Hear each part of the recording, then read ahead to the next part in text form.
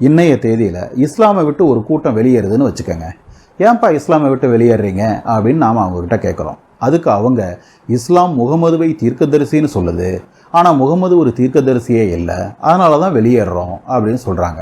அப்படியா, முகமது தீர்க்கதரிசி இல்லைன்னு எதை வச்சு சொல்றீங்க அப்படின்னு நாம கேட்கிறோம். அதுக்கு அவங்க குர்ஆனை வச்சு தான் சொல்றோம். முகமதுவின் வாழ்க்கையில குர்ஆனுக்கு எதிரான விஷயங்கள் ஏகப்பட்டது இருக்கு, அப்படின்னா அவர் ஒரு தீர்க்கதரிசியா இருக்க முடியாது தானே அப்படின்னு சொல்றாங்க. அது சரிங்க, ஆனா குர்ஆன் சொல்றதை நீங்க ஏன் ஒத்துக்கணும் அப்படின்னு நாம கேட்கிறோம். ஏன்னா குர்ஆன் இறைவனுடைய வார்த்தை, ஒரு உண்மையான முஸ்லிம் குர்ஆனுக்கு கீழ்ப்படியத்தானே செய்வான் அப்படின்னு அவங்க சொல்றாங்க. ஆனா குர்ஆன் இறைவனுடைய வார்த்தைன்னு யாரு சொன்னா அப்படின்னு நாம கேட்கிறோம். அதுக்கு அவங்க முகமது தான் சொன்னார் அப்படின்னு சொல்றாங்க. இந்த இடத்துல அறிவுள்ளவன் யாரும் என்ன கேட்பான், ஏன்பா முகமது ஒரு தீர்க்கதரிசி இல்லைன்னு சொன்னா குர்ஆன் இறைவனுடைய வார்த்தைன்னு அவர் சொன்னதும் பொய்யின் ஆகலையா? அப்ப குர்ஆனை இறைவார்த்தைன்னு நம்புறதே ஒரு மடத்தனம்.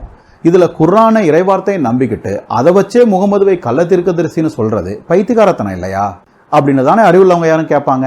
ஆனா ஒரு ப்ராட்டஸ்டன்ட்டால இந்த கேள்வியை கேட்கவே முடியாது. ஏன்னா அவங்களும் இதே பைத்தியக்காரத்தனத்தை தானே செய்யறாங்க. நம்ம கையில இருக்கிற பைபிளை இறைவார்த்தைன்னு சொன்னதே கத்தோலிக்க சபை தான். அப்படி இருக்கும்போது கத்தோலிக்க சபையை கள்ளச்சபைன்னு தூக்கி எறிஞ்சா கூடவே அது தந்த பைபிளையும் தானே தூக்கி எறியணும். மோர்மனிசத்தை கள்ள மதம்னு சொல்ற ப்ராட்டஸ்டன்ட்டுகள் அந்த மதத்தின் புனித நூலான மோர்மன் புத்தகத்தை இறைவார்த்தை நம்புறாங்களா? இல்லதானே. அப்படின்னா கத்தோலிக்கத்தை கள்ள மதம்னு சொல்ற ப்ராட்டஸ்டன்ட்டுகள் கத்தோலிக்கத்தின் புனித நூலான பைபிளையும் நம்பக்கூடாது தானே. கத்தோலிக்கத்தை கள்ள மதம்னு சொல்லிட்டு அவங்களோட பைபிளை மட்டும் இறைவார்த்தையை நம்புறதே மடத்தனம். இதுல அதை வச்சே கத்தோலிக்கத்தை கள்ள மதம்னு பெருமையா விமர்சிக்கிறது குர்ஆனை ஏத்துக்கிட்டு முகமதுவை தூக்கி எறிவது போன்ற ஒரு பைத்தியகாரத்தனம் இல்லையா? புத்தி சுவாதீனமுள்ள யாராலாவது இப்படி ஒரு மடத்தனமான நிலைப்பாட்டை பிடிச்சுக்க முடியுமா? ஆனா பைபிள் இறைவார்த்தை என்று கத்தோலிக்க சபை சொன்னதால ஒண்ணு நாங்க ஏத்துக்கல. பைபிளின் புத்தகங்கள் அப்போஸ்தலர்களால எழுதப்பட்டவை என்பதால தான் அதை இறைவார்த்தையை நம்புறோம் அப்படின்னு சில மேதாவிகள் முறுக்கிக்கிட்டு வரலாம். ஆனா உண்மை என்னன்னா, கத்தோலிக்க சபை தலைதூக்காம எபியோனியர்களோ நாஸ்டிக்குகளோ ஏரியன்களோ தலைதூக்கி இருந்தா இன்னைக்கு இவங்க கையில இருக்கிற பைபிளே வேறையாத்தான் இருந்திருக்கும். கிறிஸ்தவத்தின் முதல் 300 ஆண்டுகால வரலாற்றை படித்த ஒரு குழந்தைக்கு கூட இந்த உண்மை புரியும். ஏன்னா இன்றைய புதிய ஏற்பாட்டில் இருக்கிற இந்த 27 புத்தகங்களையும் இறைவார்த்தைன்னு மதிச்சு பாதுகாத்து வச்சதே கத்தோலிக்க சபை தான். கத்தோலிக்க சபை இல்லைன்னா இதுல பல புத்தகங்கள் கள்ள சுவிசேஷங்கள் என்று ஒதுக்கப்பட்டு கால ஓட்டத்துல காணாம போயிருந்திருக்கும். எப்படி அப்போஸ்தலர்களுடைய முதல் கைப்பிரதிகள் எல்லாம் காணாம போனுச்சோ அதே போல. அப்ப பிராக்டிக்கலா பார்த்தா கத்தோலிக்க சபை மட்டும் இல்லைன்னா ப்ராட்டஸ்டன்ட்டுகளுக்கு அவங்களோட புதிய ஏற்பாடே கிடைச்சிருக்காதுங்கிறது தானே உண்மை. உங்க எதிர் வீட்டு பையன் உங்க வீட்டு பொண்ணுக்கு ஐ லவ் யூன்னு சொல்லி ஒரு ஃபார்வர்ட் மெசேஜ் அனுப்பியிருக்கான். உங்களுக்கு ரத்தம் எல்லாம் கொதிக்குது. விறுவிறுன்னு நேரா எதிர் வீட்டுக்கு போய் கதவை தட்டி, தம்பி என் பொண்ணுக்கு ஒரு மெசேஜ் அனுப்பியிருக்கே, அந்த மெசேஜை கிரியேட் பண்ணவனுடைய அட்ரஸ் கிடைக்குமா அப்படின்னு கேட்குறீங்க. அவன் மண்டையை பிச்சுக்கிட்டு எதுக்கு கேட்குறீங்க அப்படின்னு கேட்குறான். இல்லப்பா, இந்த மெசேஜை நீ வெறுமனே ஃபார்வேர்ட் தான் பண்ணியிருக்க, அதனால இந்த மெசேஜை பற்றி நான் எதை கேட்கணும்னாலும் உன்கிட்ட கேட்க முடியாதுல்ல, இந்த மெசேஜை கிரியேட் பண்ணவன் யாரோ அவன்கிட்ட தானே கேட்க முடியும் அப்படின்னு சொல்லுவீங்களா? இல்லை அவன் சட்டையை பிடிச்சி ஏன்டா இப்படி ஒரு மெசேஜ் அனுப்பியிருக்கிறியே, இதுக்கு என்ன அர்த்தம் அப்படின்னு கேட்பீங்களா? அவன் அனுப்பிய மெசேஜை அவனே கிரியேட் பண்ணலை அப்படின்னாலும் எத்தனையோ மெசேஜுங்களுக்கு மத்தியில் அந்த பர்டிகுலர் மெசேஜை சூஸ் பண்ணி ஃபார்வர்ட் பண்ண அவனுக்கு தான் அந்த மெசேஜுக்கு பதில் சொல்ல வேண்டிய பொறுப்பு இருக்கு அப்படின்னு தானே அறிவுள்ள யாரும் பார்ப்பாங்க. அப்படின்னா பைபிளில் இருக்கும் மெசேஜை கிரியேட் பண்ணது இறைவன் தான் என்றாலும் எத்தனையோ புத்தகங்களுக்கு மத்தியில் இதுதான் கிறிஸ்தவர்களுக்கு புனித நூல் என்று சூஸ் பண்ணி உலகத்துக்கு ஃபார்வர்ட் பண்ண கத்தோலிக்க சபைக்கு தானே அந்த பைபிளுக்கு விளக்கம் சொல்ல வேண்டிய பொறுப்பும் உரிமையும் இருக்கு. அந்த வகையில கத்தோலிக்க சபை தானே பைபிளுக்கு காரணகர்த்தா. கிறிஸ்தவத்தின் முதல் 350 ஆண்டுகால கிறிஸ்தவர்கள் பைபிள் படி வாழ்ந்தவங்க அல்ல. ஏன்னா எது பைபிள்னு கத்தோலிக்க சபை தீர்மானிச்சதே கிபி 382 தான் அப்படின்னு ஒரு வாதத்தை சில வீடியோக்கள்ல முன் வச்சிருந்தேன். இதுக்கு சில ப்ராட்டஸ்டன்ட்டுகள் பைபிளை ஒன்றும் கத்தோலிக்க சபை எழுதல, பைபிளின் புத்தகங்கள் அப்போஸ்தலர்களால் எழுதப்பட்டது, முதல் நூற்றாண்டுல இருந்தே கிறிஸ்தவர்கள் அவைகளை படிச்சுக்கிட்டு தான் இருந்தாங்க அப்படின்னு பதில் சொல்றாங்க. ப்ராட்டஸ்டன்ட்டுகளுக்கு பகுத்தறிவே கிடையாதுன்னு நான் விமர்சிக்கிறத பத்தி சில கத்தோலிக்கர்களே வருத்தப்பட்டுக்கிறீங்கல்ல. என் விமர்சனம் சரிதான்னு இப்போ புரிஞ்சிருக்குமே. கத்தோலிக்க சபை தான் பைபிளை எழுதுச்சுன்னு நான் எப்பயாவது சொன்னேனா? முதல் 300 ஆண்டுகள்ல இந்த புத்தகங்களை யாருமே படிச்சதில்லைன்னு நான் எப்பயாவது சொன்னேனா? நான் என்ன சொன்னேன்னே கவனிக்காம, என்னுடைய வாதம் என்னன்னே புரியாம பதில் சொல்றேங்கிற பேர்ல வாய்க்கு வந்ததையெல்லாம் உளர்ற இந்த கூட்டத்தை பகுத்தறிவு இல்லாத தற்குறிகள்னு சொல்லாம வேற என்னன்னு சொல்றது? ஆனா இந்த தற்கொலைகள் கிட்ட எனக்கு ஒரு கேள்வி இருக்கு. கத்தோலிக்கர்கள் இறந்தவங்களுக்காக ஜெபிக்கிறோம்ல, இறந்தவங்களுக்காக ஜெபிக்கிறது சரிதான்னு 2 மக்கபேயர் 12ஆம் அதிகாரத்துல போட்டிருக்கு. அதை வச்சுக்கிட்டு நாங்களும் பைபிள் படி தான் வாழ்றோம்னு சொன்னா நீங்க ஒத்துக்குவீங்களா? எங்க கையில இருக்கிற 66 புத்தகங்கள் மட்டும்தான் கர்த்தருடைய வார்த்தை, அதுக்கு உட்பட்டு வாழ்றவன் தான் பைபிள் படி வாழ்றவன் அப்படின்னு தானே சொல்வீங்க? அதாவது உங்க கையில இருக்கிற 66 புத்தகங்கள் மட்டும்தான் பைபிள், அதை தாண்டி வேற எந்த புத்தகத்தையும் ஒருத்தன் இறைவார்த்தைன்னு சொன்னா அவன் பைபிள் படி தான் வாழ்றான்னு நீங்க ஒத்துக்க மாட்டீங்க இல்லையா? சரி, உங்க லாஜிக் படி பார்த்தா ஆதி கிறிஸ்தவர்கள் பைபிள் படி தான் வாழ்ந்தாங்கன்னு சொல்லணும்னா அவங்க உங்க கையில இருக்கிற 66 புத்தகங்களை மட்டும்தான் வேதம்னு நம்பி இருக்கணும். ஆனா ஆதி கிறிஸ்தவர்கள் மத்தியில அப்படி ஒரு கூட்டம் இருந்ததே இல்லை. ஏன்னா ஆதி கிறிஸ்தவர்கள்ல 2 கூட்டம் தான் இருந்துச்சு. ஒன்னு, உங்க பைபிள்ல இருக்கிறதுலயே 5-6 புத்தகங்களை போலியானவைன்னு சொல்லி ஒதுக்கின கூட்டம். 2, உங்க பைபிள்ல இருக்கிற 66 புத்தகங்களையும் தாண்டி வேற சில புத்தகங்களையும் வேதம்னு நம்பின கூட்டம். அப்ப உங்க லாஜிக் படி பார்த்தாலே ஆதி கிறிஸ்தவர்கள் யாரும் பைபிள் படி வாழ்ந்தவங்க இல்லை அப்படின்னு தானே சொல்லி ஆகணும். அதுவும் இல்லாம ஆதி கிறிஸ்தவர்கள் எல்லோரும் பைபிள் படி தான் வாழ்ந்தாங்கன்னு சொன்னா ஒரு உபதேசம் சரியா தப்பான்னு முடிவெடுக்க அவங்க ஏன் கவுன்சில்களை கூட்டினாங்க? அவங்கெல்லாம் பைபிள் படி வாழ்றவங்களா இருந்தா உங்களை மாதிரியே ஆளாளுக்கு ஒரு முடிவை எடுத்துக்கிட்டு நான் நம்புறதான் பைபிளோட போதனை அப்படின்னு எல்லாம் சொல்லிட்டு தெரிஞ்சிருந்திருக்கணும். கர்த்தருடைய வார்த்தையை மதிக்காததால தான் மரிய வணக்கம் சிலை வணக்கம்னு கத்தோலிக்கர்கள் வழிவிலகி போயிட்டாங்க. அதனால கலப்படங்களுக்கும் கள்ள உபதேசங்களுக்கும் தப்பிக்கணும்னா பைபிளைத்தான் அளவுகோலா வச்சுக்கணும் அப்படிங்கிறது புராட்டஸ்டன்ட்டுகளோட மிக மிக பாமரத்தனமான மூட நம்பிக்கைகள்ல ஒண்ணு. இதை ஏன் மூட நம்பிக்கைன்னு சொல்றேன்னா, பைபிளை மதிக்காதவங்கன்னு குற்றஞ்சாட்டப்படுகிற கத்தோலிக்கர்கள் இன்னும் ஒரே சபையாத்தான் இருக்கும். ஆனா பைபிள் தான் எங்களோட அளவுகோல்னு சொல்லிட்டு வெளியே போன புராட்டஸ்டன்ட்டுகள் தான் இன்னைக்கு பல்லாயிரக்கணக்கான பிரிவுகளா பிரிஞ்சு கிடக்குறாங்க. ஆனா இந்த உண்மை கண்ணுக்கு முன்னாடி அப்பட்டமா நின்னாலும் பைபிள் தான் மனுஷனை நேர்வழியில நடத்தும்னு இன்னமும் நம்புறாங்கன்னா இவங்களை விட மடத்தனமான கூட்டம் வேற ஏதாவது இருக்க முடியுமா என்ன? அதுவும் இல்லாம கடவுளே கொடுத்திருந்தாலும் ஒரு புத்தகம் எப்படி அளவுகோலா இருக்க முடியும்? பைபிள் தான் அளவுகோல்னு சொல்ற மூடர்கள் கிட்ட ஒரு கேள்வி. பைபிளை படிக்கிறவன் எப்படிப்பட்டவனா இருந்தாலும் பைபிள் நேர்வழியில நடத்திருமா, இல்ல படிக்கிறவன் சரியானவனாவும் இருந்தாகணுமா? படிக்கிறவன் தப்பா இருந்தாலும் பைபிள் நேர்வழியில நடத்திரும்னு சொன்னா புராட்டஸ்டன்டிசத்துல ஏன் இத்தனை ஆயிரம் பிரிவுகள் இருக்கு? ஏன் அடுத்த சபைக்காரன் பைபிளை தப்பா படிக்கிறாங்கிறதே உங்க குற்றச்சாட்டா இருக்கு? அவன் தப்பாவே படிச்சாலும் பைபிள் அவனை நேர்வழியில நடத்திருக்கணும்ல. அப்ப படிக்கிறவன் சரியா இருந்தாதான் பைபிள் நேர்வழியில நடத்தும்னு ஆகுது. அப்படின்னா அடுத்த கேள்வி, பைபிளை சரியா படிக்கிறது யாரு? மேட்டிமை, பொறாமை, பேராசை போன்ற பேய்களிடம் சிக்காத மனுஷன் தான் பைபிளை சரியா படிக்க முடியும். ஆனா அப்படிப்பட்ட மனுஷங்க யாராவது உலகத்துல இருக்காமா? பைபிளை சரியா படிக்கிறதுக்குன்னு ஒரு ஆள் இல்லைன்னா பைபிள் இருந்தும் பிரயோஜனம் இல்லாம போயிடுது. அப்படின்னா பைபிளை கொடுத்த கடவுள் அப்படி ஒரு ஆளை நியமிக்காம விட்டுருவாரா? அப்படி பைபிளை அதிகாரப்பூர்வமா வியாக்கியானம் பண்ணுவதற்கு கடவுளே நியமித்த பதவிதான் போப் பதவி. அந்த பதவியில உட்கார்ற போப்புகள் மோசமானவங்களா இருந்தாலும் பைபிளை தவறா போதிக்க முடியாதபடி அவங்க மேல இருக்கிற அபிஷேகம் தடுக்கும். ஏன்னா பூமியில நீ எதை கட்டுகிறாயோ அது பரலோகத்திலும் கட்டப்பட்டிருக்கும்னு இயேசுவே வாக்குறுதி கொடுத்திருக்கிறாரு அப்படிங்கிறது தான் கத்தோலிக்கர்களோட நம்பிக்கை. இதை நீங்க நம்புங்க, நம்பாம போங்க, அது உங்க இஷ்டம். ஆனா இப்படி ஒரு பதவியை கொடுக்கலன்னா கடவுள் பைபிளை கொடுத்ததே வெட்டி வேலையா போயிடுங்கிறதுக்கு பல்லாயிரம் பிரிவுகளா பிரிஞ்சு ஒருத்தர் கடிச்சு பிராண்டிக்கிற புராட்டஸ்டன்ட் சபைகள் தான் சாட்சி. அப்படி இருக்கும்போது கடவுள் பைபிளை அளவுகோலா கொடுத்திருப்பாரா? சரிங்க, பைபிளை அளவுகோலா எடுத்துக்கிறது மடத்தனம்னு கூட இருக்கட்டும், அதுக்காக மரிய வணக்கம் சிலை வணக்கம் எல்லாம் சரின்னு ஆயிடுமா அப்படின்னு சில சம்பந்தமே இல்லாம கேட்கலாம். நான் கேட்கிறேன், மரிய வணக்கத்தையோ சிலை வணக்கத்தையோ தப்புன்னு எதை வச்சு சொல்றீங்க? பைபிளை வச்சுதானே? அப்படின்னா பைபிளை அளவுகோலா எடுத்துக்கிறது மடத்தனம்னு இன்னமும் உங்களுக்கு விளங்கலன்னு தான் அர்த்தம். கத்தோலிக்கர்கள் மத்தியில விசித்திரமான மூட நம்பிக்கைகள் ஏகப்பட்டது இருக்கு. வெள்ளியில கண்ணு செஞ்சு வச்சா கண் பிரச்சனை தீரும், இந்த படத்தை வீட்டுல வச்சா பேய் பிசாசு அண்டாது, இந்த தாயத்தை கையில கட்டினா நல்லது நடக்கும் அப்படின்னு ஒரு பெரிய லிஸ்டே போடலாம். இதையெல்லாம் பார்த்துட்டு கத்தோலிக்கர்கள் கிட்ட பைபிள் படிக்கிற பழக்கமே இல்லை, அதனாலதான் இவ்வளவு மூட நம்பிக்கைகள் வளர்ந்துருக்கு. இவங்கெல்லாம் பைபிள் படிச்சு பைபிள் படி வாழ ஆரம்பிச்சாங்கன்னா இந்த மூட நம்பிக்கைகளே இருக்காது அப்படின்னு சில நவீன கத்தோலிக்கர்கள் கொதிக்கிறாங்க. ஆனா இதுவும் ஒரு மூட நம்பிக்கை தான். ஏன்னா பைபிள் படிச்சாதான் எது மூட நம்பிக்கைன்னு தெரியும்னு சொன்னா இந்த நவீன கத்தோலிக்கர்களுக்கும் புராட்டஸ்டன்ட்களுக்கும் மட்டும்தான் இவையெல்லாம் மூட நம்பிக்கைகள்னு தெரிஞ்சிருக்கணும்.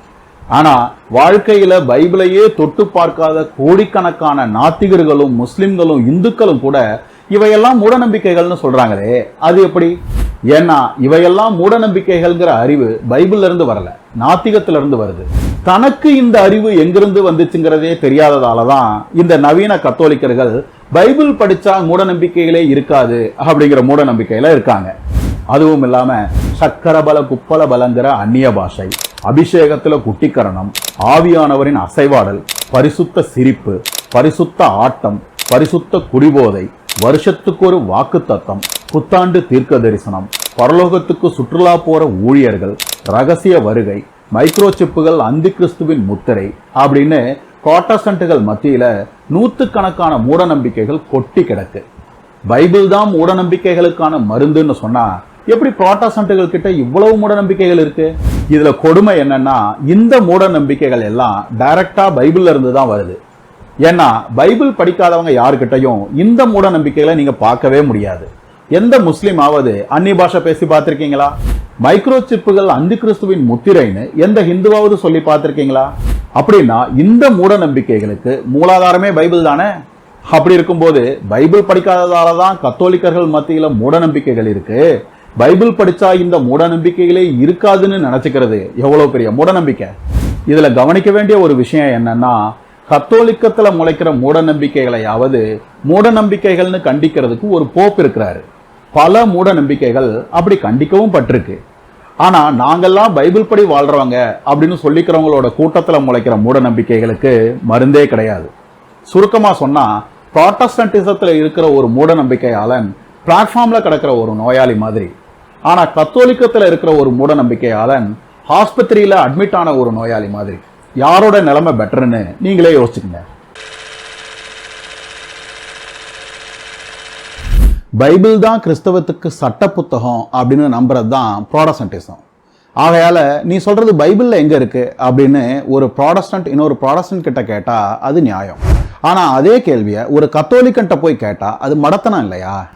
நான் சொல்றது பைபிள்ல இருக்கா இல்லையாங்கிறதெல்லாம் ஒரு பக்கம் இருக்கட்டும், முதல்ல நான் சொல்றது ஏன் பைபிள்ல இருக்கணும் அப்படின்னு ஒரு கத்தோலிக்கன் திருப்பி கேட்டா என்ன பதில் சொல்லுவீங்க? பைபிள் தான் கிறிஸ்தவத்துக்கு சட்ட புத்தகம்னா. ஆனா அது உங்க நம்பிக்கையாச்சே. சபைதான் கிறிஸ்தவத்துக்கு நீதிபதி என்பதுதானே ஒரு கத்தோலிக்கனோட நம்பிக்கை. ஒரு கத்தோலிக்கன்ட்ட போய் பைபிள் தான் கிறிஸ்தவத்துக்கு சட்ட புத்தகம் அப்படின்னு வாதாடினா அதுல ஒரு அர்த்தம் இருக்கு. ஆனா அதை சட்ட புத்தகம்னே நம்பாதவங்க கிட்ட போய் நீ சொல்றது அதுல இருக்கா அப்படின்னு கேட்கறது பைத்தியக்காரத்தனம் இல்லையா? ஒரு யூதன் கிட்ட போய் நீ சொல்றது புதிய ஏற்பாட்டுல எங்க இருக்கு அப்படின்னு கேட்கறது எவ்வளவு பெரிய மடத்தனமோ அதை விட பெரிய மடத்தனம் தான் ஒரு கத்தோலிக்கன்ட்ட போய் நீ சொல்றது பைபிள்ல எங்க இருக்கு அப்படின்னு கேட்கறதும். ஏன்னா ஒரு கத்தோலிக்கனுக்கு பைபிள் என்பது சட்ட புத்தகம் அல்ல, புனித புத்தகம். புனித புத்தகத்தின் வேலை மூளையை ஆள்வதல்ல, இருதயத்தை பராமரிப்பது. இந்த உண்மை தெரிஞ்சதால தான் ஒரு கத்தோலிக்கன் இந்த பைபிளை உலகத்தை ஆராயும் லென்ஸாக பயன்படுத்தாம தனது இருதயத்தை பரிசோதித்து பார்த்து திருத்திக் கொள்ளும் கண்ணாடியாக பயன்படுத்துறான். நீங்க ஒரு டிவியை வாங்குறீங்க, அந்த டிவியை எப்படி இயக்கணும் பராமரிக்கணும் தெரிஞ்சுக்கிறதுக்கு ஒரு மேனுவலை தராங்க. அந்த மேனுவல் எப்படி இருக்கும்? அந்த டிவியை உருவாக்கும் போது நடந்த கதை ஒரு 4 பக்கம், அந்த டிவியை மார்க்கெட்டிங் பண்ணும் போது நடந்த கதை ஒரு பக்கம், அந்த டிவியை வாங்கியவர்களுக்கு கம்பெனிக்காரர்கள் அனுப்பிய கடிதங்கள் ஒரு 22 பக்கம். இப்படியா அந்த மேனுவல் இருக்கும்? அந்த டிவியை பயன்படுத்துறவன் சந்திக்க போற எல்லா அனுபவங்களுக்கும் அவனுக்கு வரப்போற எல்லா கேள்விகளுக்கும் வரிசை கிரமமாக குழப்பமில்லாத வார்த்தைகள்ல பதில் சொல்ற விதமா தானே அந்த மேனுவல் இருக்கும். ஒரு டிவிக்கு கொடுக்கிற மேனுவலே இவ்வளவு தெளிவா இருக்கு. ஆனா மனித வாழ்க்கைக்கு கடவுள் கொடுத்த மேனுவல் என்று புராட்டஸ்டன்ட்கள் சொல்லுகிற பைபிளை புதுசா படிக்கிற ஒருத்தனுக்கு அது மேனுவல் தானான்னு கேள்வியே வருது. திருக்குறளை ஒரு ஃபாரினர் கிட்ட கொடுத்து படிக்க சொல்லி அது என்ன மாதிரி புத்தகம்னு கேட்டா அது மனித வாழ்க்கைக்கு வள்ளுவர் கொடுத்த ஒரு மேனுவல் என்று பளிச்சுன்னு சொல்லுவான். ஆனா ஒரு வேற்று கிரகவாசி கிட்ட பைபிளை கொடுத்து படிக்க சொன்னா மனித வாழ்க்கைக்கான மேனுவல் தான் பைபிள் என்று அவன் கண்டிப்பா சொல்ல மாட்டான். பிறகு எப்படி அது மேனுவலாக இருக்க முடியும்? அதனாலதான் சொல்றேன், கிறிஸ்தவர்களுக்கு மேய்ப்பனாகவும் நீதிபதியாகவும் மேனுவலாகவும் இருப்பதற்கு கடவுள் கொடுத்தது பைபிளை அல்ல, கத்தோலிக்க சபையத்தான். நீங்க ஒரு டிவியை வாங்கினா அதை எப்படி இயக்கணும் பராமரிக்கணும்னு சொல்ற மேனுவலை 3.5 வருஷம் கழிச்சா கொடுப்பாங்க. ஆனா கிறிஸ்தவத்தின் முதல் 350 ஆண்டுகள் வரைக்கும் வாழ்ந்த கிறிஸ்தவர்கள் கையில நம்ம கையில இருக்கிற பைபிள் இருந்ததே இல்லை. கிறிஸ்தவர்களுக்கு பைபிள் தான் மேனுவலா இருக்கணும்னு இயேசு நினைச்சிருந்தா அதை அப்போஸ்தலர்கள் கையில பெந்தெகோஸ்தே நாளிலே கொடுத்துட்டு போயிருப்பாருல்ல. ஆனா கிபி 382 தான் கத்தோலிக்க சபை பைபிள் என்கிற தொகுப்பையே உலகத்திற்கு கொடுக்குது. அப்ப அது வரைக்கும் கிறிஸ்தவர்களை வழிநடத்தியது எது? கத்தோலிக்க சபை தான். பைபிளின் உண்மையான வேலை கிறிஸ்தவர்களை வழிநடத்துவதுதான் சொன்னா பைபிளை கொடுப்பதன் மூலம் கத்தோலிக்க சபை தன்னுடைய அதிகாரத்துக்கு தானே குழிபறிச்சதுன்னு ஆகாதா? அப்புறம் எதுக்கு அது பைபிளை கொடுத்துச்சு? ஏன்னா பைபிளின் வேலை கிறிஸ்தவர்களுக்கு மேனுவலாக இருப்பது என்று அன்றைய கிறிஸ்தவர்கள் யாருமே பார்க்கல. அப்ப கடவுளும் கொடுக்கல, கொடுத்தவங்க அதை மேனுவல்னு நினைக்கல, ஒரு மேனுவலுக்கான எந்த இலக்கணமும் இல்ல. பிறகு எப்படி பைபிள் கடவுள் கொடுத்த மேனுவலாக இருக்க முடியும்? அப்படின்னா பைபிள் இறைவார்த்தை இல்லையா? யாரு சொன்னா இல்லைன்னு? பைபிள் நிச்சயமா இறைவார்த்தை தான். அப்போஸ்தலர்களுடைய வார்த்தைகள் எப்படி இறைவார்த்தைகளாக இல்லாம போகும்?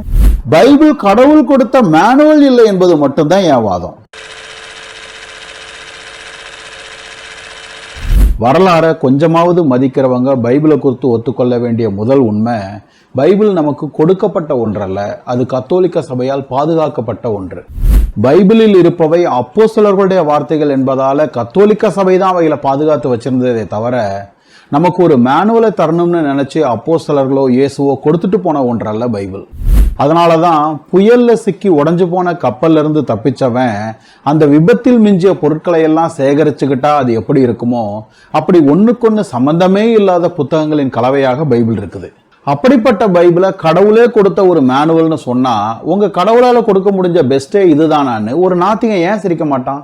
ஆனா ஒரு மேனுவலாக பார்க்கும்போது இவ்வளவு மோசமான ஒரு ஏற்பாடாக இருக்கும் பைபிளை ஒரு ஆவிக்குரிய உணவுன்னு பாருங்க, அதனுடைய மதிப்பு அப்படியே தலைகீழாக மாறிடும். மனிதர்களுக்கு கிடைத்த ஆவிக்குரிய உணவிலேயே தலை சிறந்தது பைபிள் தான்னு மனசாட்சியுள்ள ஒரு நாத்திகன் நிச்சயமா ஒத்துக்குவான். கடவுள் கொடுத்த அதிகாரத்துல கத்தோலிக்க சபை சமைத்து கொண்ட ஒரு ஆவிக்குரிய உணவு தான் பைபிள். ஒரு மனிதனுடைய ஆன்மா ஜீவனோடு இருக்க, அதன் ஆரோக்கியத்தை காக்க சபை பரிந்துரைக்கும் டயட்டின் ஒரு முக்கியமான அங்கம் அது. அதனாலதான் ஒரு மேனுவலுக்கான எந்த இலக்கணத்தையும் நம்மால பைபிள் கிட்ட பார்க்க முடியல. ஏன்னா ஒரு உணவு எப்படி மேனுவலாக இருக்க முடியும்? புராட்டஸ்டன்ட்டுகள் கத்தோலிக்கர்கள் கிட்ட ஓயாம விவாதம் பண்றாங்கல்ல. ஆனா எத்தனை புராட்டஸ்டன்ட்டுகள் நாத்திகர்களோட விவாதிச்சு பார்த்திருக்கீங்க? கத்தோலிக்கர்களை பார்த்த உடனே 100 புராட்டஸ்டன்ட்டுகள் முறுக்கிக்கிட்டு ஓடி வர்றானா நாத்திகர்கள் பக்கம் ஒரே ஒருத்தன் திரும்பினாலே அது செய்யந்தான். ஏன் தெரியுமா? இங்க பாருங்க பிரதர், இந்த லாஜிக்கு வரலாறு மனசாட்சின்னு எல்லாம் பேசாதீங்க. எதை பேசினாலும் வேதத்துல இருந்து பேசுங்க.